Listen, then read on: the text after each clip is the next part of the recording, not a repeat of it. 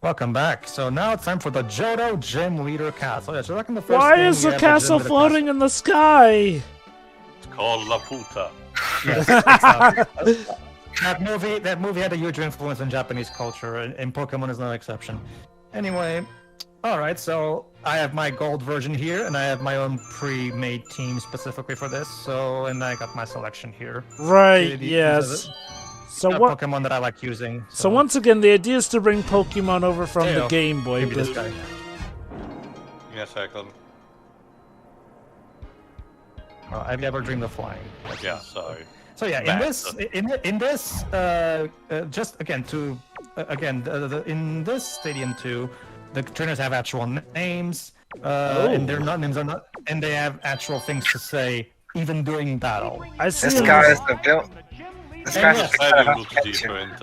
Yeah, and well, this is the arena for the. Each gym has its own arena. Yeah, you can tell everything is more polished than everything. Check out those new, cool, sexy graphics and animations, Joe. Yeah, and Ted Lewis is back. Yeah, even the audio compressor is a bit better. Alright, goal, not wash. So I noticed that There this you go, time that they We're back to have. putting Ash at the end of every name, Glibs. Jesus. Oh. Is Ash really this popular at this point? I don't recall if the Pokemon in the last game story mode were also all level 100, but no. This shows that this journey ain't messing around, since it literally starts with you going up against a random trainer with, well, yeah, 100 levels. Can't help you there. Basically, the way it works in both Prime Cup and Gym Leader Castle is that the opponent's levels will scale to your team. Let's say you bring in a team of only level 50 Pokemon. All the Pokemon that will also be at level 50 here. However, if you have like say a level of multiple levels of the team, like the opponents will always have their level of your highest level Pokemon. So basically. Usually the best way to go about it is just to bring your super duper best, super awesome level 100 team here. And make sure that your team is well balanced in that regard. I also noticed that the character portrait has some minor variations this time around. I also do like how they this- give the trainers some unique things to say based off of which Pokemon they send out too. Yeah, and again, hey, Game Freak, maybe you could also implement something like this in your games. Okay. Okay, Pedro, that would imply they have the time to do it. Okay. Writing-wise, I think they have implemented some new stuff in Scarlet and Violet. I definitely recall there being some unique stuff going on in Sun and Moon. Okay. Well, I can't let you get past me. The honor of bird trainers everywhere is at stake. Oh no. Yeah. I mean, to him it looks like he's just face palming. Oh, I forgot to quote the quote. Don't you lecture me with your $30 haircut. You're a second-rate Pokemon trainer with a third-rate haircut. But yeah, like Jova noticed, yes, Ken Sujimura brings in some awesome art to reflect how the trailer is feeling at the time regarding the situation. All right, get going, Pidgeot. But like Teo noticed, this is basically the team doing exactly what a sequel should do. Take the framework that was established in the previous game and improve upon it, expand upon it, make everything better. Also, James, remember, Pidgeot is the final evolved form of Pidgeotto. You might have noticed. I was referencing the Focus fucked up the name. You might have noticed how Thunderbolt got a whole new animation compared to the first game. Because remember, in the first game, the Thunderbolt animation was mostly just lightning bolts that were kind of looked like they were coming out of the target Pokemon. But in here, it's like this bunch of lightning engulfing the Pokemon when you do it. So it looks way better. Definitely. I do like this little bit where actually, when the Pokemon uses Fly to go up, you can still actually see it. It's just flying up higher at an elevation.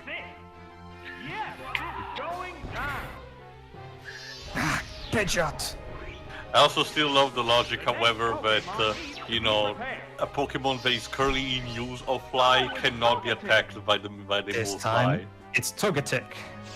There you go, dudes. Faulkner's naming is naming the Pokemon something. No.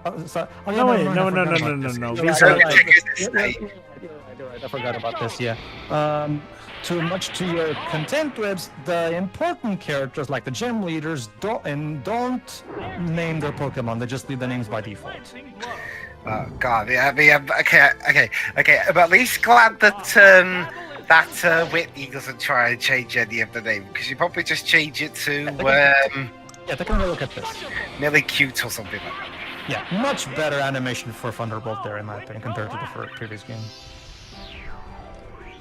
And Togetic is down. Who's next? That would be Farfetch'd. Farfetch'd. This is the last Pokemon. Okay. But this isn't a stadium, so where's Ted Lewis's voice coming from? It is Ted within Lewis us is all. omniscient. Ted Lewis is omniscient. He is everywhere.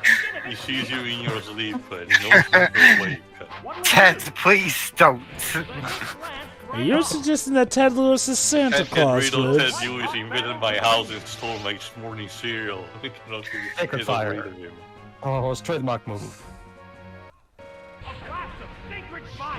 I feel like Sacred Fire deserved a more over-the-top animation, but it works, I guess, still. That fainting animation for Farfetch'd literally looks like it's dying. Yeah. There you go. The same energetic, full of character animations from the first game are present and accounted for. Well, did you do Pokemon's main game? That's not my problem, is it? Come on, Yeah. Faulkner. Alright.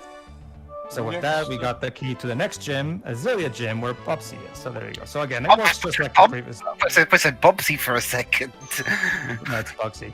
Bugcatcher Chaz and the twins Min and Lin. So yeah, as you can see, unlike with the previous gym leader castle, where there always were 3 opponents before each gym leader, each gym has its own number of opponents. For example, Jasmine's gym has only her, just like in the games, in the actual Game Boy games. So they also improved the pacing of Gym Leader Castle. You might want to rethink your opinion of these guys. Okay, Chaz, show us your best bugs. Yanmi, Spinnery, Shuckly, Rattata, Parasy, and Geode. Why? That's a good question.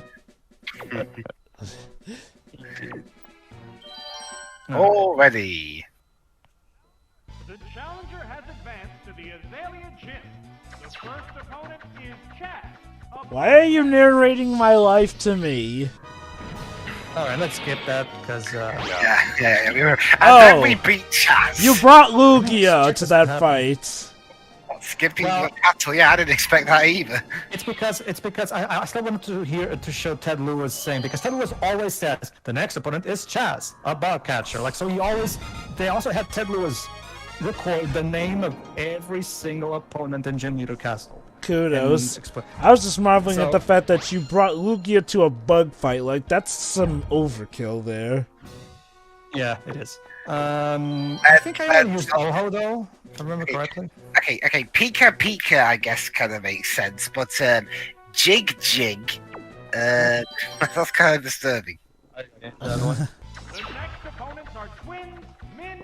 Yeah, he really does have custom voice lines for all of them. Yeah, so again, they just like last time, HAL Laboratory were not at all lazy about the. And then Ho killed those two. They got Ted Lewis back, and they had him in the booth recording all this shit. All right, here we go. All right, now it's time for Bugsy. Okay. All right, let's go ahead. So the Azalea Gym Leader, Bugsy. Ready?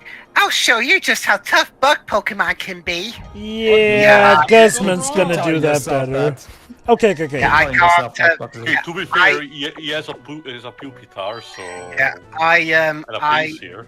I can't do a good Christina V impression, so I didn't bother. Okay, I'll just say this: Guzman. Oh. Huh? Yeah, in Pokemon Masters, Christina V voices Bugsy. Oh, okay. Who voiced Bugsy in the Johto anime? I will have to check on that one. Okay. Because we're still 4 kids at the time, so I'm pretty sure it was. Anyway. Tara Sands. Okay. Anyway, if anything, I think it wouldn't be until Sun and Moon with Guzma that we'd be able to see how much of a threat bug Pokemon can be, actually. In terms of the games, I'm trying to think, Okay, I like this theme and all, but I think, but this isn't the Johto Gym Leader theme. True. That's the thing. I get the feeling Hajime Wakai wanted to mix it up and not repeat the themes too much, I guess. I don't know. Also, you say that, Jova, but Gen 5 gives us both Scolipede and Volcarona, so... Yeah, and those are used by prevalent trainers, you know. I would argue Guzma was really the one who showed how much of a threat bug Pokemon can be. Don't get me wrong, those bug Pokemon that you mentioned were good. I don't feel like they Enforce really got people to respect the bug types. It was... Well, it certainly did for me. Like, for example, Dubs, just to give you an idea, Dubs, when you fight Lance at the end of the... Why? This can't be happening! Oh, it's happening! Hajime Wakai still does remixed all of the Gen 2 tunes like he did previously for Gen 1 and Stadium 1. However, for this game, Dubs, I get the feeling he really wanted to mix it up and put the songs in different places than expected. Because when you do get to Lance at the end of the Johto Gym Leader Castle, instead of playing the theme he has in Gen 2, they instead play Silver's theme, you know, the rival battle theme from... And so you're probably wondering, wait, if Lance has Silver's battle theme now, what does Silver have? Silver has his own original theme. So I guess Hajime Wakai really wanted to make his own original theme for Silver. Or rival, if you prefer. Number of remaining Pokemon is 3 to Alright, and that's it, basically. Sorry, Bugsy, but You're toasted. Now I'm gonna have to extinguish my Pokemon. Nailed! That's it. Stage clear. and there goes the battle indeed. Alright. Well So done. Bugsy, what do you have to say about it? Bugsy looks happy, despite it all. Fuck!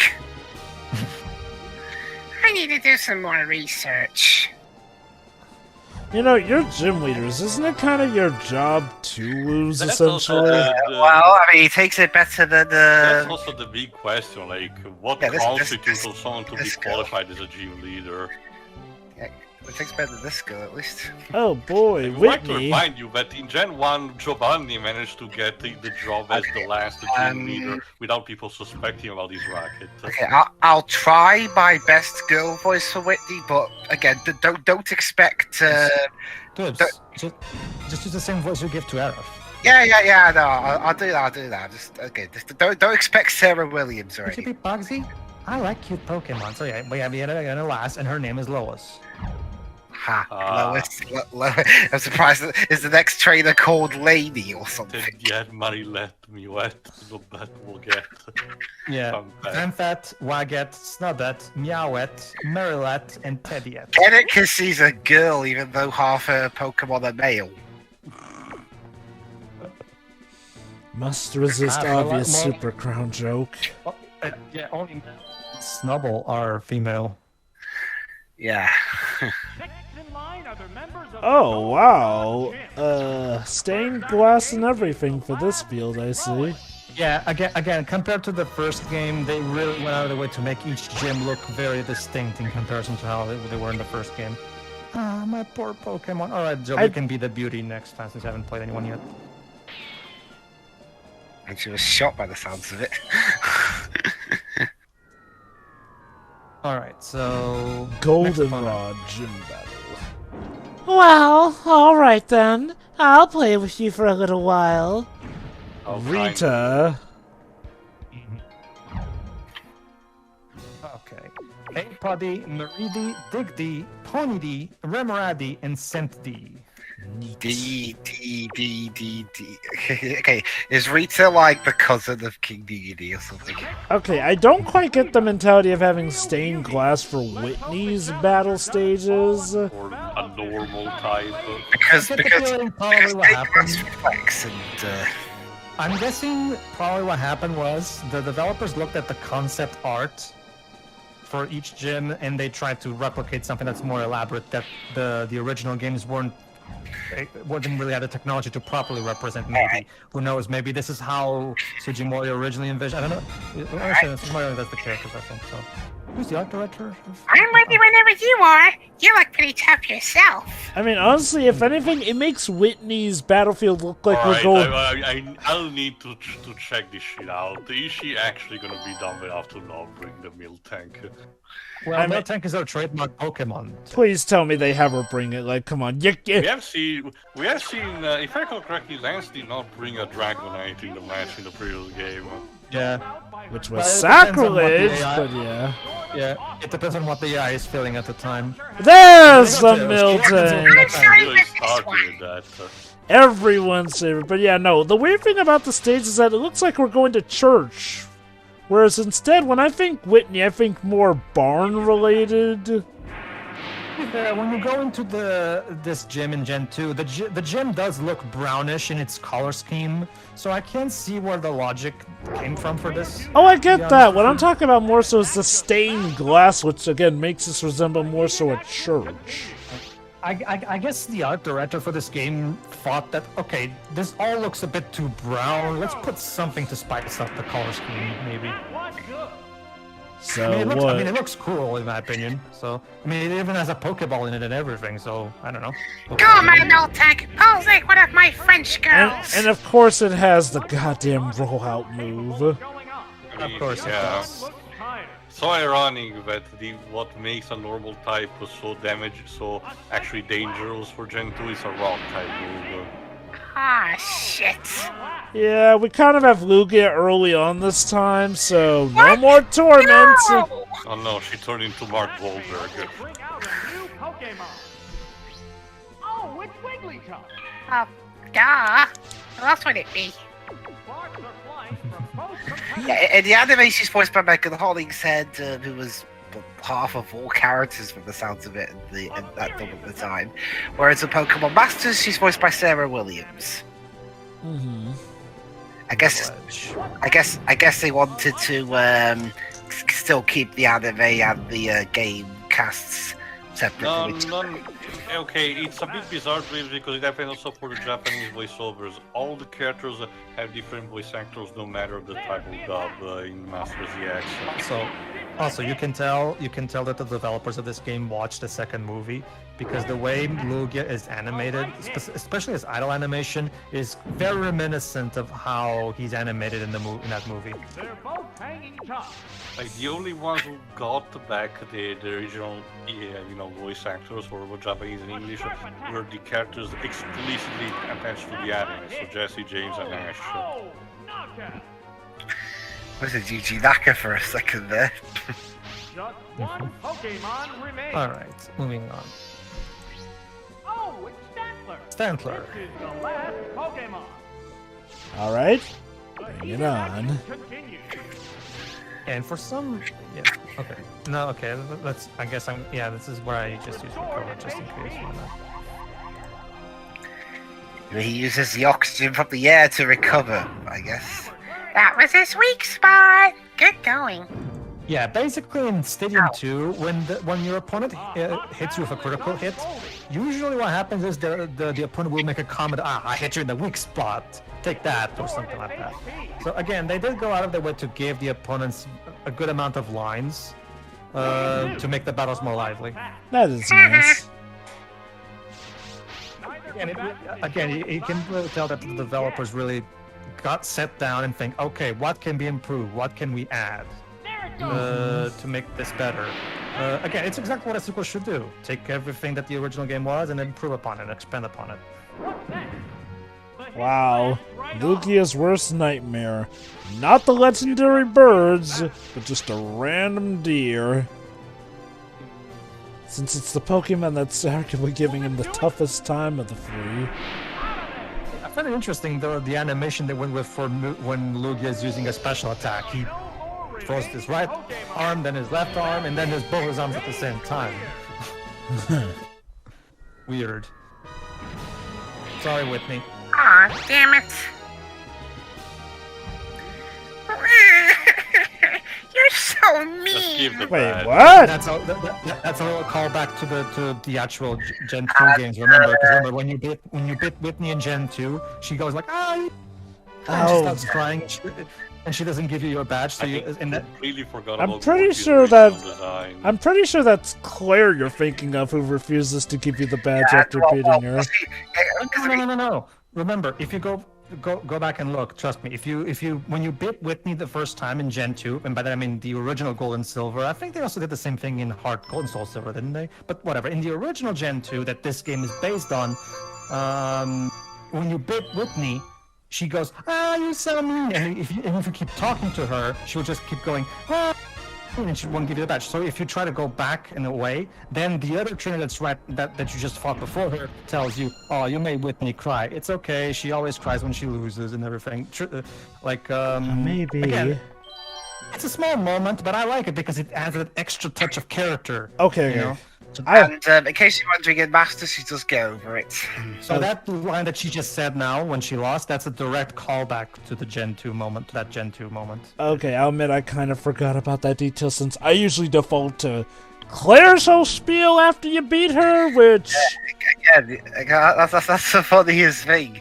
Characters who are both known for being really sore losers and don't give you your badge at first are voiced by the same person. The ironic thing about Whitney is, like, well, she is one of the biggest hurdles of Gen 2, so it's kind of ironic to see her crying after all that. That being said, in regards to Whitney, like, no, she is tough. That said, you did raise something, though. One thing that is nifty about Gen 2 of Pokemon is very much how you have all those cool story interactions and whatnot. It's kind of weird that I don't think they ever really did stuff like that for quite some time. I definitely don't recall Gen 3 having all those quirky little interactions and whatnot. Well, the remakes gave them that, like with Roxanne, they turned her into someone who really is really desperate to have that fossil. And then there's what they did with Flannery, holy cow. So yeah, the first opponent is Holly, a channeler. We're not going to do the whole thing, if I remember correctly. We're just going to... Yeah, I'm only going to show this bit here. Renee, Because I like the line that he says here. Heavy blow sets the pace. Take it down. I guess that's a unique name. Right from the start. And the next one is... Oh yeah, never mind. I'll just skip it. Oh yeah, medium, that's it. They went back to the medium thing. And then gold one. This is not good. I must try again. Tail, you can be Morty then. Okay. Oh, we get to him, that is. Yeah, well, again, Tail, like I said, Sujimori's original art, so... Alright, Glibs, you can do this one. First, calm your emotions and concentrate. Okay, but Ty. don't fall asleep. God damn it. Sorry. Hey. Hey, maybe this could provide a good example of why you Hey, shouldn't Glibs. take part in a Pokemon battle when you're asleep. Zubage, Smooshage, Gustage, Golage, Misdrage, Houndage. Age, get it? Because he's old. That is. Apparently. Willpower to prevail over a foe who has sought enlightenment from Pokemon battles. Alright, let's get And that. you have me on, yay! Okay. I must meditate over. Okay.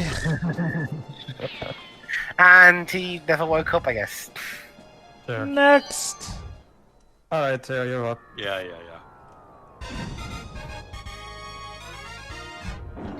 You can bear witness to the fruits of my tree. That's such a generic line that doesn't reflect the character at all. God damn. Oof. Yeah, Good. at least Whitney cried. Oh, well, yeah, I Yeah, mean, no, they did a good job with the previous gym leaders. Why so generic with Morty? Hard Gold is also giving such a better, this more distinguishable design that fits the ghost type. You know, Gen 2 of Pokemon is an interesting case here. Like, it feels like they had a massive burst in how to expand things. And that's not to say that they've never done that again with Pokemon, but something about Gen 2 really feels just like, Wow, this feels like an expansion to the first venture, but enough to be its own game, and in such a very creative way with how they expanded on the interactions you have with certain main characters here and there. Alright. Noctowl. Alright, let's throw away with an ice beam. There's the attack. Bullseye.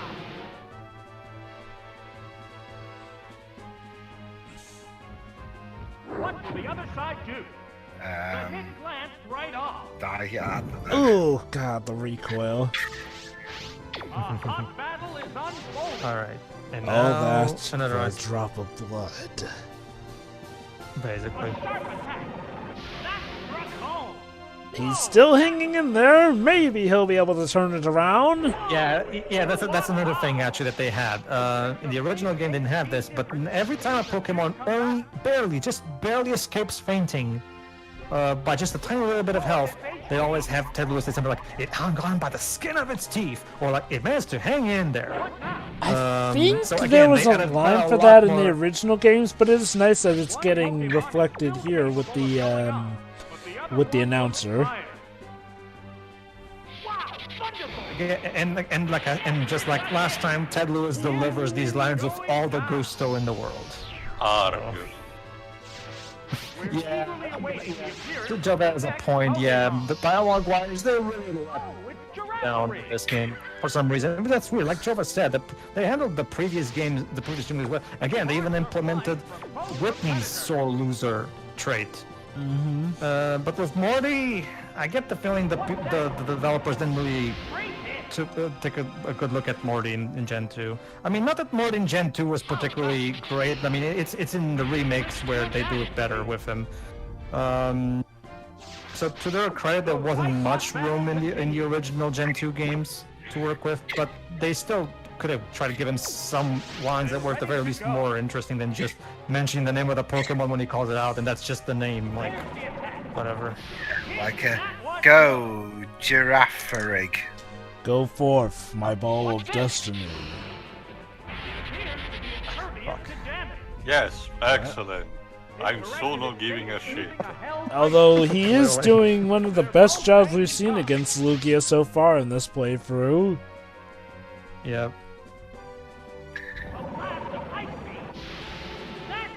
There we are. What? And Giraffarig died. How over dramatic that was in actual war. Every single animation in this game is over dramatic, Teo.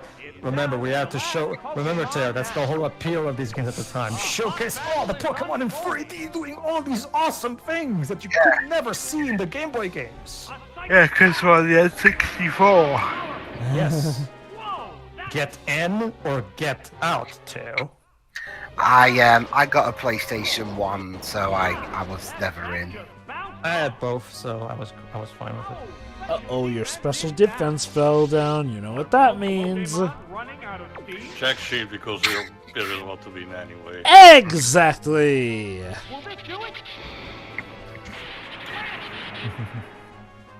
And then Gengar died. But he's already dead. He's a ghost type. He's even more dead. Deader than dead. Well done, Lugia. You beat the shit out of ghosts. That's good. The Pokemon look happy. Yeah! I know, especially the giraffe who literally keeled onto its side like a dead horse. God damn. Oh, Morty. Yeah, my Pokemon look at me. We're hurting, you dick. That's just a way of showing their uber joy, I guess. So much so that they faint from it. Literally. Indeed. Alright, tune in next time, everybody, where our journey for the Johto Gym Leader Castle sees an unexpected and unfortunate detour. Okay. Oh. See ya. See you then.